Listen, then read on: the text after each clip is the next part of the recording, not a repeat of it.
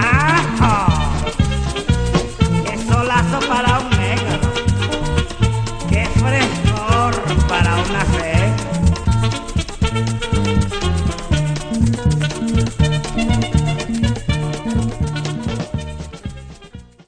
Había un candidato que era muy popular, que era Luis Beltrán Prieto Figueroa, un líder histórico de Acción Democrática. Bueno, también Gonzalo Barrio Lovera, pero este líder no, se podría decir que desde la dirección del partido quien quería que fuera el candidato era Gonzalo Barrio, y desde las bases quería que fuera Luis Beltrán Prieto Figueroa. Luis Beltrán Prieto Figueroa estaba muy cercano a la izquierda, incluso guerrillera, y entonces no se le aceptó y hubo una división dentro del partido. Esto favoreció a Caldera sin duda. Gana Caldera.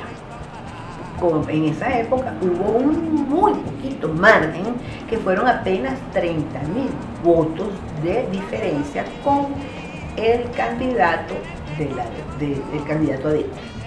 ¿Qué pasó? Que por una semana estuvieron discutiendo en el Congreso, en la votación, pero siempre se le dio su triunfo, cuando fue con apenas 30.000 votos, se le dio su triunfo a Rafael Caldera. Con el gobierno de Caldera se consolida la democracia. ¿En qué sentido? Antes no había gobernado, o sea, nunca se había dado una transición pacífica de un partido de gobierno a un partido de oposición. En Venezuela jamás se había dado eso. Un gobernante siempre entregaba el poder a un miembro del propio partido o una persona fiel a ese líder. Con Caldera por primera vez el partido de gobierno, que era Acción Democrática, le cede el poder por vía de elecciones democráticas al partido de oposición, que era COPEI. Los poderes eran, el fiscal era DECO.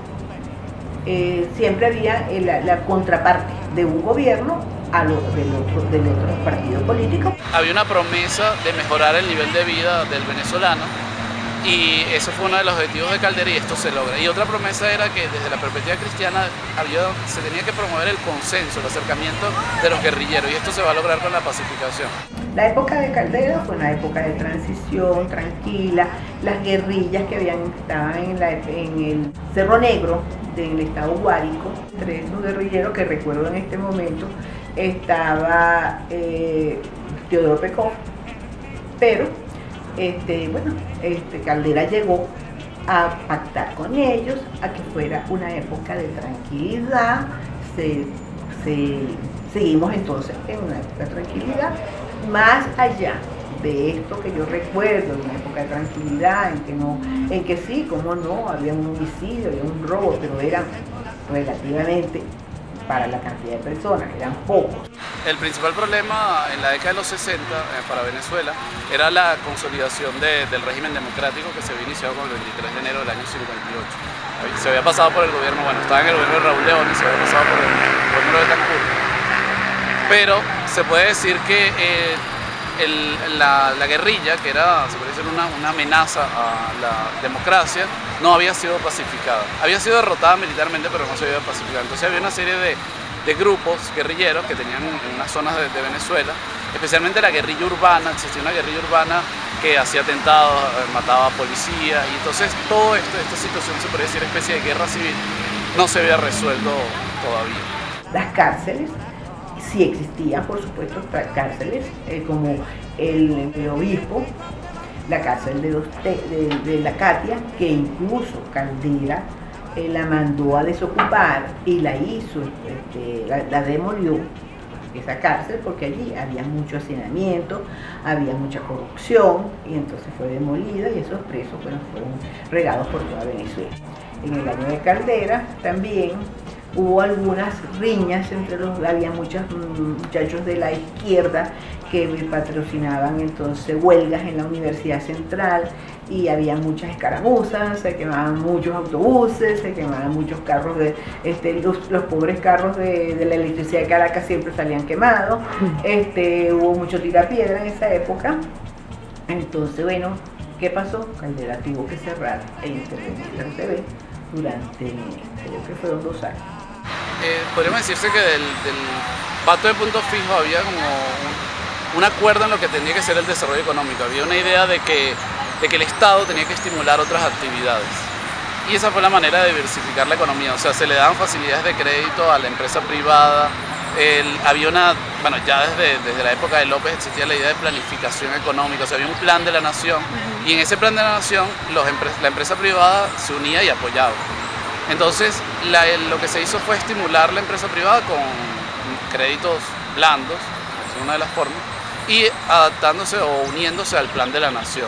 El dólar en esa época costaba 4.50. No, pero no 4.50 de aquella época, que 4.50 de aquella época era un dinero. Se podía comprar, qué sé yo, algunas cositas para la casa. El dólar costaba 4.50 y por supuesto al multiplicar un dólar por 4.50 todo era muy económico. La vida era relativamente económica, aunque los sueldos eran bajos. Bueno, yo pienso que hay una cosa que siempre se dice que es un gran mito, que es el mito de que Pérez Jiménez hizo la mayor número de obras físicas, ¿no?, de infraestructura. Yo creo que Caldera, ¿y esto por qué se generó ese mito? Ese mito se generó con Pérez Jiménez porque hacía grandes obras, y obras fastuosas. O sea, uno dice, bueno, el Hotel Humboldt, un hotel encima del Ávila, ¿no? Pero en cambio Caldera se dedicó a cosas que no son tan vistosas, por ejemplo, casas, escuelas, hospitales, especialmente carreteras. Entonces, claro, uno dice, una gran autopista, pero las carreteras nadie les para. Entonces, claro, las grandes obras de Caldera son obras que no hacen ruido y que son importantísimas para el desarrollo de un país. Bueno, los hospitales bueno, funcionaban, tenían buenos médicos, funcionaban en todas formas, tanto de médico como de medicina como de hospitalización.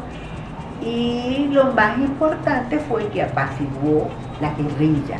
Eso le dio mayor estabilidad a la democracia que venía surgiendo apenas con dos periodos anteriores, de Rómulo Betancourt y de Raúl Leoni, y él se afianzó. Me das un beso, me das un abrazo, porque ya me tienes... Con respecto a las cadenas, simple y llanamente se hacía una cadena cuando era algo urgente y de mucho interés para toda la República. Incluso cuando uno decía cadena, bueno, todo el mundo inmediatamente se ponía al lado de un televisor, de un radio, donde estuviera, porque era algo muy importante que se le iba a participar a la población. Del resto, si en el gobierno de Caldera había, qué sé yo, 10 cadenas, sería muchísimo. No eran para nada ningún tipo de cadena, sino para cosas urgentes y necesarias.